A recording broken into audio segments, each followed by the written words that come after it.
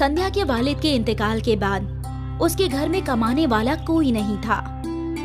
अम्मा, मैं कहीं नौकरी कर लेती हूँ। तुम तो तालीम याफ्ता भी नहीं हो, तुम्हें कहाँ नौकरी हासिल होगी। अम्मा, मुझे जो भी काम मिलेगा मैं कर लूंगी, सफाई वगैरह भी। देखते हैं, कब्ल तुम काम तो तलाशो।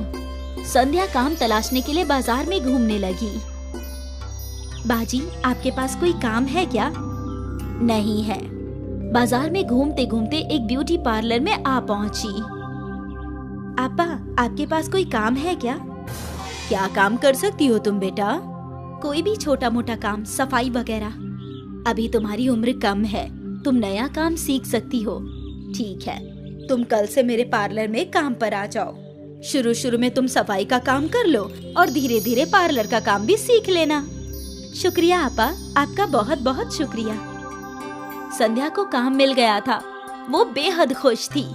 घर आकर उसने ये सारा वाकया अपनी वालिदा को बताया। अच्छा है, तुम्हें काम मिल गया। अब कम से कम हमें खाने की फिक्र तो नहीं रहेगी। हाँ अम्मा। अगले रोज संध्या पार्लर पहुंची।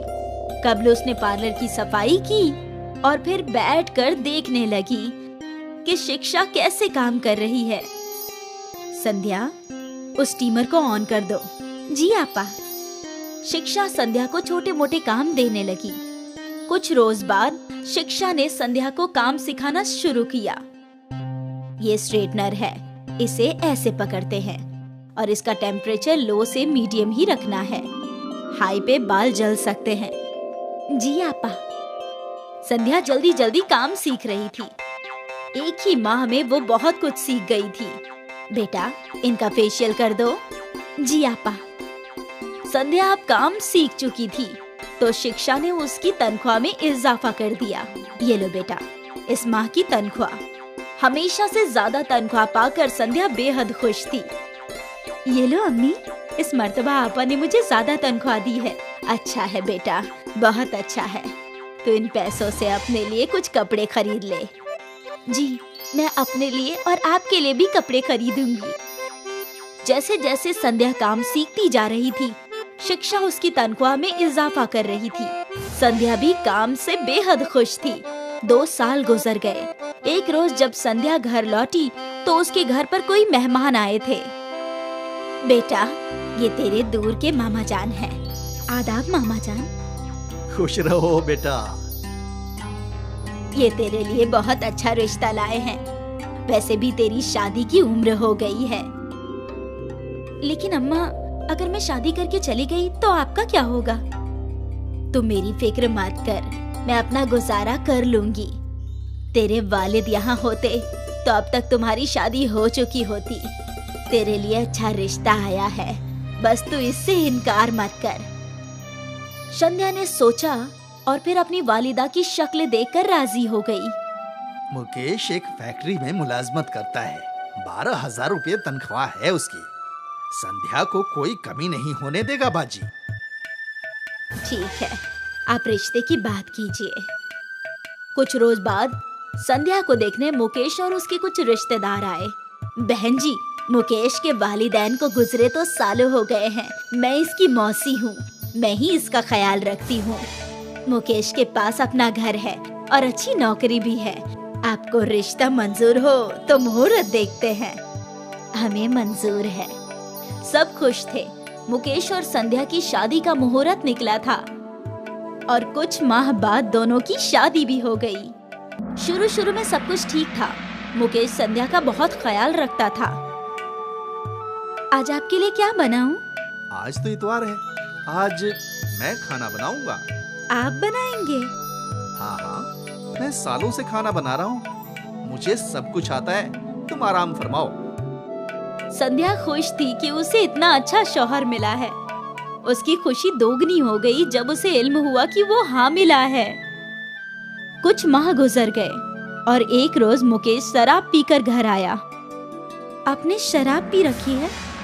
हाँ, वो आज मेरे दोस्त की सालगिरह थी, उसने थोड़ी सी पिला दी। संध्या को मुकेश का शराब पीना अच्छा नहीं लगा। फिर तो ये रोज का हो गया था। मुकेश हर रोज शराब पीकर ही घर आता था और अब मुकेश और संध्या में अनबन होने लगी थी। आपको इतनी शराब नहीं पीनी चाहिए। मैं अपने पैसों से पीता हूँ, तू कौन होती है मुझे नसीहत देने वाली? मुकेश ने गुस्से में संध्या को तमाचा मार दिया। संध्या हामिला थी, लेकिन मुकेश उसे रोज मारा करता था। 4 माह बाद संध्या ने घर छोड़ दिया और अपने मायके चली गई। उसने रोते हुए अपनी वालिदा को सब कुछ बता दिया। अम्मा, अब तुम ही बताओ मैं क्या करूं? तेरी बेहतरी के लिए तेरी शादी की थी। मुझे क्या इल्म था कि तेरे साथ ये सब होगा बेटी। मुझे माफ कर दो। तुम अब उस शैतान के पास मत जाना, यहीं रह जाओ। संध्या अपनी वालिदा के घर ही रुक गई। अगले रोज दोनों माँ बेटी गुफ्तगू कर रही थी। अम्मा, मैं सोच रही हूँ कि पार्लर की नौकरी फिर से ज्वाइन कर लूँ। नहीं बेटा, इस हालत में तुम नौकरी पर कैसे जाओगी? मैं ही कोई काम तलाश लेती हूँ। तभी संध्या को एक तरकीब सूझी।